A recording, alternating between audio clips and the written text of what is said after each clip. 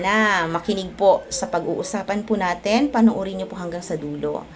Pero bago po yan na pag-uusapan natin, shout out po muna dito po sa dalawa nating digital creators na sobrang sipag makipag-engage.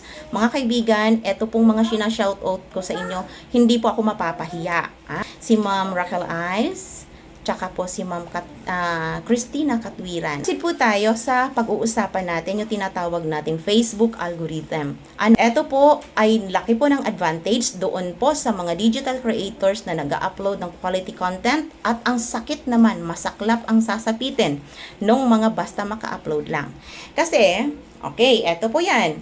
Kapag quality content, ipapadala po ni Facebook yung inyong uploaded videos doon sa 100 followers mo. Since quality content, engageable. Mag-i-engage.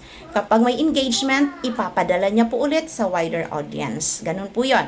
Kaya, ikaw na nag-upload ng quality content, mayroon ka pong mataas na views. Eto naman, na basta lang po nag-upload, malabo pa, magalaw yung videos, walang explanation, basta lang in-upload.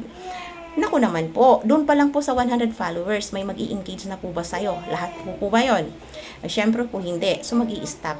Doon po ang reason kung bakit po mataas yung followers mo, pero kakaunti ng views mo. Kaya mga kaibigan, mga ka-reels, push natin ang quality content.